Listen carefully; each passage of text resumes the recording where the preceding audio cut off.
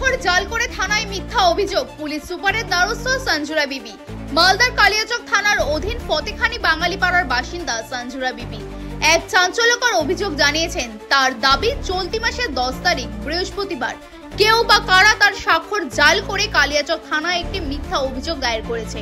অভিযুক্ত করা হয়েছে কাপড় ব্যবসায়ী রহিম বিশ্বাসকে। সঞ্জুরা বিবির স্পষ্ট বক্তব্য, তিনি কখনোই এই অভিযোগ দায়ের করেননি এবং ঘটনার দিন তিনি নিজের বাড়িতেই ছিলেন।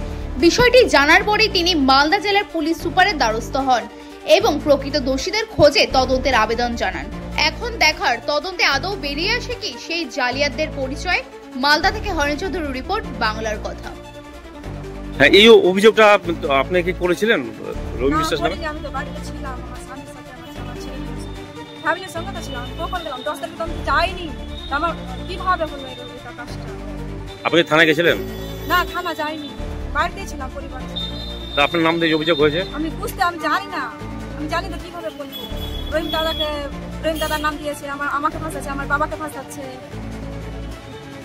আচ্ছা, রহিম বিশ্বাস নামে আপনার কোনো অভিযোগ নাই? না। আমি যখন কালিয়াচক পিএস থেকে জানতে পারলাম যে আমার নামে নাকি 10 তারিখ আবার একটা মামলা হয়েছে, তো আমি তখন মেয়েটাকে ফোন করি, তোমার সঙ্গে তো আমার কোনো ঝগড়াও হয়নি, কিংবা আমি তো তোমাকে সেদিন প্রেসার দিয়ে কোর্টে নিয়ে যাইনি।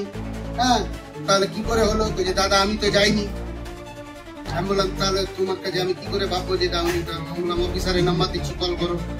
হ্যাঁ, অফিসারকে ফোন করলো, অফিসার বলছে আমি তো তোমাকে চিনি না, মেয়েটাকেও বলছে। তাহলে কি করে গেছিল? আমি এটাকে বলবো যে আইনটা আছে আদেও না, আইনটা কোথায় গিয়ে দাঁড়িয়েছে?